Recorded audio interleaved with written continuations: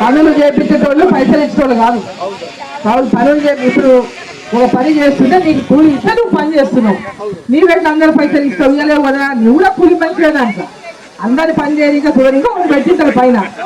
వాళ్ళు కూలి పడతలేరు వాళ్ళు అందరి పైసలు కూడా వాళ్ళు సరిగ్గా రాయాలి. ఇంతకుముందు రాత్రి రాస్తుంది, ఇప్పటికి ఎప్పటికప్పుడు కంప్యూటర్ ఎమ్మడే ఎక్కియాలి. వీళ్ళు పని చేయలేదు, వీళ్ళు పని తర్వాత ఏం చేస్తుంది బుక్కులు తీసుకొని ఇష్టమున్న పేరు రాస్తుంది. ఇష్టమున్న పని చేసే వాళ్ళవి ఏ రోజు ఆ రోజే దాన్ని ఎక్కియాలి. పని ఏ రోజు పని చేస్తే ఆ రోజే దాంట్లో వాళ్ళు ఎక్కియాలి. ఆటోమేటిక్ జనరేట్ చేసేయాలి. చేసి 15 రోజులు ఈరోజు పని చేస్తే వాళ్ళ కూలి 15 రోజుల లోపల వేయాలి. వేయకుంటే వాళ్లకు గవర్నమెంట్ పెనాల్టీ కట్టాలి. ఈరోజు రూపాయి ఉందనుకో, రూపాయి 10 పైసలు ఎక్కువ చేసి కట్టాలి. కాబట్టి టైంకి ఇస్తుందండి. జరిమానా వేస్తే మళ్ళీ ఎక్కువ అవుతుందనే విధంగా కరెక్ట్ టైంకి ఇస్తున్న విధంగా కేంద్ర ప్రభుత్వం ఈ చట్టం పెట్టింది. రాష్ట్ర ప్రభుత్వాలు టైంకి పెట్టింది. రాష్ట్ర ప్రభుత్వము కేంద్ర ప్రభుత్వము రెండు కలిసి ఊర్లు బాగాలి. రాష్ట్ర ప్రభుత్వం ఏమంటుంది, మేము 40 పైసలు మేము ఇయ్యము, కేంద్రం ఇచ్చి 60 పైసలే సరిపెట్టుకోండి అంటుంది. కేంద్రం ఏమంటుంది, నరేంద్ర మోదీ గారి ప్రభుత్వం మేము సంవత్సరానికి 1000 కోట్లు ఇస్తున్నాం. ఒక 10,000 కోట్లు ఇచ్చినాం అనుకో, మీరు 4,000 కోట్లు ఇవ్వండి, ఇంకా ఎక్కువ అవుతాయి కదా, మంచిగా అవుతాయి కదా అంటుంది. మేము పని ఇస్తున్నాం, దానికి 4 మీరు కలపండి అంటుంది. కలిపితే పని ఎక్కువ చేస్తారు, మంచిగా పనులు అయితే ఊర్లలో అంటుంది. వీళ్ళు ఏమంటారు, మా తన పైసలు లేవు, ఈ 10,000తోనే చేస్తాం మేము ఇవ్వమని వీళ్ళు అంటారు. అట్లా కాదు, ఊర్లు బాగా కావాలంటే మీరు ఇంత ఇవ్వండి, మేము ఇస్తాం. మేము 6,000 ఇస్తే మీరు 4,000 ఇవ్వండి, 10,000 అయితే అని చెప్తుంది. దానికి వీళ్ళు ఏం చెప్తారు, పైసలు తక్కువ చేసింది, కట్ చేసింది. ఏం తక్కువ చేయలేదు, పోయినసారి కంటే ఇంకా ఎక్కువనే చేసింది. కేంద్ర ప్రభుత్వం డబ్బులు ఏమి తగ్గియలేదు, రాష్ట్ర ప్రభుత్వం వాటా కూడా ఉండాలి అని చెప్పింది. కాబట్టి ఇంకా మంచిగా పనులు చేసి ఆడవాళ్ళు ఉంటారు, ఏదైనా పిల్లలు చదువుకున్న పిల్లలు ఉంటారు ఊర్లలో. ఆ చదువుకున్న పిల్లలు ఏమైనా పుట్టు పనో లేకుంటే ఆ పనో ఈ పనో నేర్పించాలి. నేర్పడానికి ఆ గ్రామాల్లో కూడా ట్రైనింగ్ సెంటర్ పెట్టాలని కూడా పెట్టింది. వాళ్ళు ట్రైనింగ్ సెంటర్ అవసరమైతే కూడా పెట్టుకోవచ్చు. చదువుకున్న పిల్లలు ఉంటారు, మగ పిల్లలు, అదో వాళ్ళు ఏదైనా ఊర్లలో నేర్చుకోవాలి. ఏదైనా పని నేర్చుకుంటేనే పని దొరుకుతుంది, లేకుంటే ఏం దొరుకుతుంది, ఏం దొరకదు. ఏ పనైనా ట్రైనింగ్.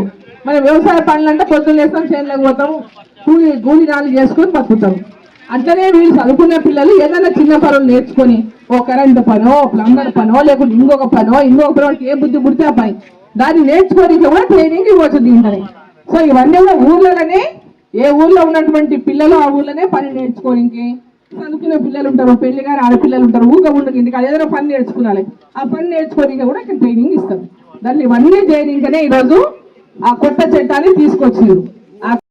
పేద ప్రజల యొక్క అభివృద్ధి కోసం, గ్రామాల అభివృద్ధి కోసం, పేద ప్రజలకు ఎప్పుడైతే ఉపాధి హామీ అంటే ఉపాధి కూలీలు కల్పించడానికి, నిరంతరంగా వరకు పని కల్పించడానికి ఈ పథకాన్ని రూపొందించింది. దీని ద్వారా గ్రామాల్లో ఉన్నటువంటి ప్రజల సమక్షంలో గ్రామ సభ ఏర్పాటు చేయాలి. ఇంతకుముందు గ్రామ సభ ఏర్పాటు చేసినప్పుడు గ్రామ సభ ఏం పెట్టకుండా వాళ్ళు బుద్ధిపుట్టిన పనులు పెట్టుకొని వాళ్ళు బుద్ధిపుట్టిన చేసుకొని వెళ్ళిపోతుంది.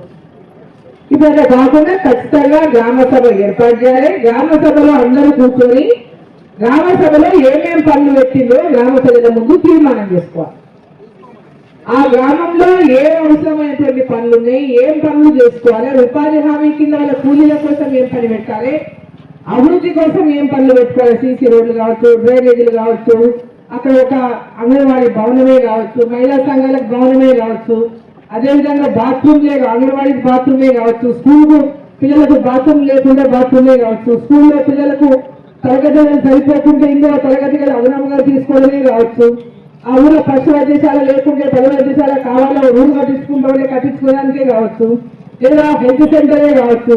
ఇట్లా గ్రామానికి సంబంధించినటువంటి అభివృద్ధికి సంబంధించి ఏ అభివృద్ధి కార్యక్రమమైనా గ్రామ సభలో తీర్మానం చేసుకొని దీంట్లో చేసుకునేటువంటి అవకాశాన్ని కేంద్ర ప్రభుత్వం కల్పించింది. ఇప్పటిదాకా మనం పెద్ద ఎత్తున అంటే నీటి సంరక్షణ కోసం పనులు చేసినాం. నీళ్లు చిన్న చిన్న అంటే నీళ్ళు ఆపుకొని ఎక్కడెక్కడ ఇంకో గుంతల్లాగా చేసుకొని నీళ్ళు ఆపుకునే ప్రయత్నం, అటువంటివన్నీ పనులు తరచుగా చేస్తే కానీ గ్రామాలలో కూడా అభివృద్ధి జరగాలి పూర్తి స్థాయి. కానీ ఇవన్నీ కూడా దానితో పాటు పనులు ఉపాధి హామీ పనులతో పాటు అభివృద్ధి పనులు కూడా దీంట్లో పెద్ద ఎత్తున చేసుకోవాలి. ఆ ఊరు నుంచి ఇంకో ఊరి నుంచి ఏదైనా బాట చక్కగా లేకుంటే, బాట కొత్త బాట ఏదైనా ఒక్క ఊరి నుంచి ఒక ఊరికి బాట లేకుంటుంది, ఒక ఫార్మేషన్ చేసుకోవడమే కావచ్చు. ఇట్లాంటివన్నీ కూడా ఇంకా చేసుకునేటటువంటి అవకాశాన్ని కేంద్ర ప్రభుత్వం కల్పించింది. దీంట్లో ఇంతకుముందేమో దీంట్లో ట్రాన్స్పరెన్సీ లేదంటే పారదర్శకత ఉండేది కాదు.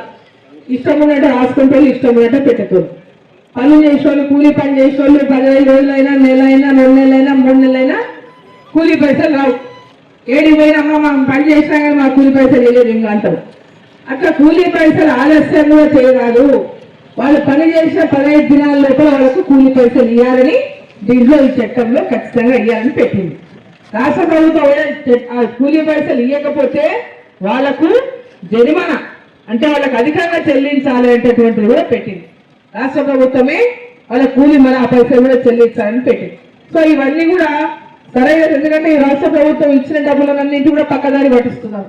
అభివృద్ధి కాకుండా ఇంకేదో వేరే పథకాలు వాడుకోవడం, దీని పైసలు వేరే పథకాలు వాడేసి వీళ్ళని అట్లనే ఇవ్వకుండా పేమెంట్ నెల ఆపడం, ఇవన్నీ జరగకుండా ఒక పారదర్శకంగా చేయాలనేటటువంటి లక్ష్యంతో కేంద్ర ప్రభుత్వం ఈ పథకాన్ని ఒక గట్టి చట్టాన్ని తీసుకొచ్చింది.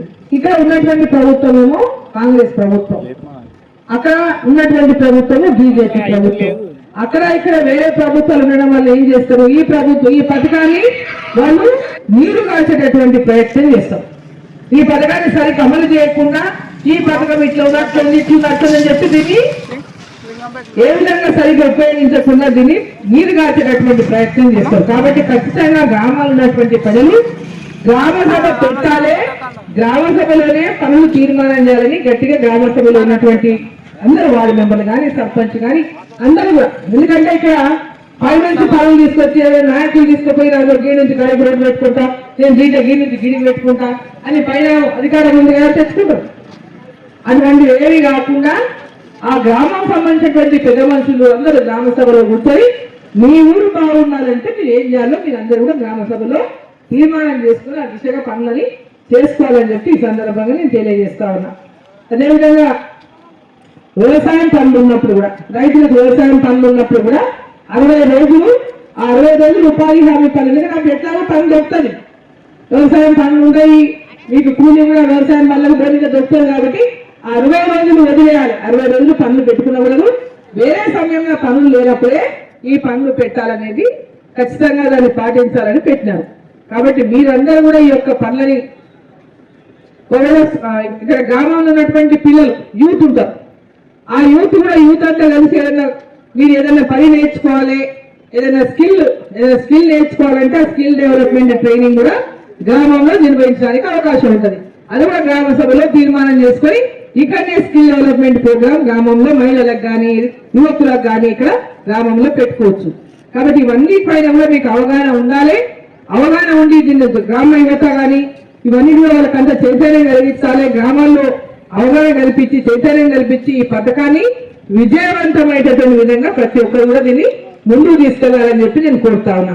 ఎందుకంటే వికసిత్ భారత్ లక్ష్యం అంటే ఈ గ్రామం వికసిత్ భారతం అనేటువంటి వికసించినప్పుడే, అంటే వికసించాలంటే ఈ గ్రామం మొత్తం అభివృద్ధి అయినప్పుడే, ఈ గ్రామంలో పిల్లలందరూ విద్యావంతులై బుద్ధిమంతులై పెద్దగా అయినప్పుడే, ఈ గ్రామంలో ప్రతి ఒక్కరికి ఉపాధి దొరికినప్పుడే ఈ ఊరు అభివృద్ధి చెందినట్టు.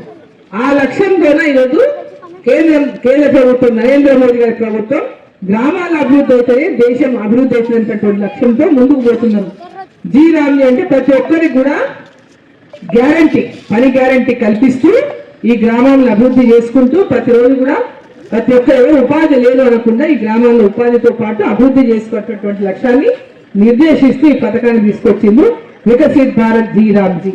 కాబట్టి మీరందరూ కూడా ఈ పథకంలో ప్రతి ఒక్కరూ ఆ గ్రామ సభ ద్వారా తీర్మానం చేసేటప్పుడు మీరందరూ పాల్గొని గ్రామానికి అవసరమైనటువంటి పనులు, ఎక్కడ సీసీ రోడ్లు లేవు, ఎక్కడ డ్రైనేజీ లేవు, ఏడగా అంగన్వాడీ బిల్డింగ్ లేదు, ఎక్కడ గ్రామ పంచాయతీ బిల్డింగ్ లేదు, ఏమేమి అవసరమేమో ఊరికని ఇవన్నీ కూడా గ్రామ సభలో తీర్మానం చేసుకొని ఒక ప్రణాళికను తయారు చేసుకొని ఆ ప్రణాళిక ప్రకారం ఒకటి చేసుకుంటూ ముందు అవసరం ఉన్నది ఏంటి, ఫస్ట్ ఏం అర్జెంట్ ఉంది అది ముందు పెట్టుకోవాలి, దాని తర్వాత గిరి ప్రాధాన్యత ఉంది అది పెట్టుకోవాలి. అక్కడ ఒకటి తర్వాత ఒకటి చేసుకుంటూ గ్రామాన్ని పూర్తి స్థాయిలో అభివృద్ధి చేసుకోవాలని చెప్పి మన అందరినీ కోరుకుంటూ మరి ఇక్కడ ఈ కార్యక్రమంలో పాల్గొన్న మీ అందరికీ వికసిత్ భారత్ లక్ష్యంతోనే నరేంద్ర మోదీ గారు 2047 అంటే మన స్వతంత్రం వచ్చి 3 ఏళ్ళు నిండుతాయి.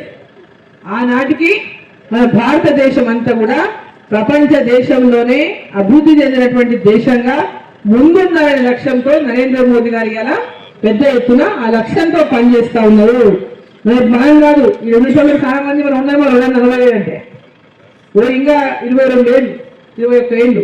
కాబట్టి యువకులు, ఇప్పుడున్నటువంటి యువకులు, పిల్లలు, వారందరి భవిష్యత్తును మనమందరం కూడా ఆశించి మరి భారతదేశం యొక్క అభివృద్ధి కోసం మనం అందరం కలిసి ముందుకెళ్దాము, ఆ లక్ష్యాన్ని నెరవేర్చుకుందాము, మనమందరం దాంట్లో భాగస్వామ్యమైనదని చెప్పి మిమ్మల్ని అందరినీ కోరుకుంటూ భారత్ మాతాకి, భారత్ మాతాకి. ఇప్పుడు గ్రామంలో చేసిన గ్రామ మండల నాయకులకు అందరికీ, అదేవిధంగా నియోజకవర్గ స్థాయి నాయకులకు, జిల్లా నాయకులకు, గ్రామ ప్రజలకు, అక్కలకు, చెల్లెళ్లకు, అన్నలకు, తమ్ములకు అందరికీ నాయక నమస్కారాలు తెలియజేస్తా ఉన్నా. గోకులాపూర్ గ్రామంలో భారతీయ జనతా పార్టీ జెండాని ఆవిష్కరించడానికి గ్రామంలో ఉన్నటువంటి కార్యకర్తలందరూ, బీజేపీ కార్యకర్తలు, మండలాధ్యక్షులు అందరూ కూడా కలిసి ఇక్కడ ఏర్పాటు చేసి మరి జెండాని ఆవిష్కరించుకున్న సందర్భంగా శుభాకాంక్షలు తెలియజేస్తా ఉన్నాను. ఎందుకంటే ఇవాళ ప్రతి గ్రామంలో కూడా భారతీయ జనతా పార్టీ పెద్ద ఎత్తున నరేంద్ర మోదీ గారి నాయకత్వంలో కేంద్రంలో ఎన్డీఏ ప్రభుత్వం దేశవ్యాప్తంగా చేస్తున్నటువంటి అనేక అభివృద్ధి కార్యక్రమాలతో పాటుగా భారతదేశం యొక్క అభివృద్ధితో పాటు భారతదేశాన్ని ప్రపంచ దేశాల్లోనే అభివృద్ధి దేశంగా తీర్చిదిద్దాలనేటటువంటి ఒక లక్ష్యంతో ముందుకు పోతున్న నరేంద్ర మోదీ గారికి ఇవాళ ప్రతి ఒక్కరు, ప్రతి గ్రామం నుంచి కూడా పెద్ద ఎత్తున యువకులు ఇవాళ ముందుకొచ్చి భవిష్యత్తులో భారతీయ జనతా పార్టీ ఉండాలి, తెలంగాణలో కూడా ప్రతి ఊర్లో భారతీయ జనతా పార్టీకి మనం గెలిపించుకోవాలని ఈరోజు యువకులంతా ఆసక్తిగా ప్రతి గ్రామాల్లో కూడా జెండా ఎగరేసుకొని మరి పెద్ద ఎత్తున నరేంద్ర మోదీ గారి యొక్క పథకాలను, కేంద్ర ప్రభుత్వం పథకాలను ప్రజలకు వివరిస్తూ ఈరోజు ప్రతి ఒక్క కార్యక్రమాన్ని గ్రామాల సీసీ రోడ్లు కావచ్చు, డ్రైనేజీలు కావచ్చు, వీధి లైట్లు కావచ్చు, పేదవాళ్లకు ఉచిత బియ్యం కావచ్చు, అదేవిధంగా పెద్ద ఎత్తున రైతులకు కిసాన్ సమ్మాన్ నిధి కింద 6,000 రూపాయలు ప్రతి సంవత్సరం ఎవరు అడగకుండానే వాళ్ళ అకౌంట్లో వేయడం కావచ్చు, ఇట్లా అనేక పథకాలు పేదవాళ్ల కోసం నరేంద్ర మోదీ గారు చేస్తా ఉన్నారు. రైతులకు తక్కువ ధరలకే సబ్సిడీ కింద ఎరువులు అందజేస్తున్నారు. వాళ్ళు పండించినటువంటి పంటకు పెద్ద ఎత్తున ఇవాళ గిట్టుబాటు ధర అందిస్తా ఉన్నారు. ఇవాళ ఏ ప్రభుత్వ కార్యక్రమం ఈరోజు తీసుకున్నా కేంద్ర ప్రభుత్వంలో ఏ కార్యక్రమం ఇవాళ కొనసాగుతున్న విషయాన్ని ప్రజలకు అందరికీ తెలియజేయాలని ఈరోజు రాష్ట్రంలో ఉన్నటువంటి కాంగ్రెస్ ప్రభుత్వం ఈరోజు ఏ పని చేస్తున్నా దాంట్లో 60% నిధులు, 80% నిధులు కేంద్ర ప్రభుత్వం ఉన్న విషయాన్ని ప్రతి ఒక్కరికి కూడా తెలియజేస్తూ గ్రామాల్లో ప్రతి అభివృద్ధిలో కూడా కేంద్ర ప్రభుత్వం యొక్క వాటా ఉంది. కేంద్ర ప్రభుత్వం గ్రామాల అభివృద్ధి చెందాలని ఇలా గ్రామాల్లో సీసీ రోడ్లు కానీ, అదేవిధంగా ఈరోజు వికసిత్ భారత్ జీ కింద ప్రతి గ్రామంలో కూడా 100 రోజులు ఉన్నటువంటి పనిని 125 రోజులకు పెంచినాం.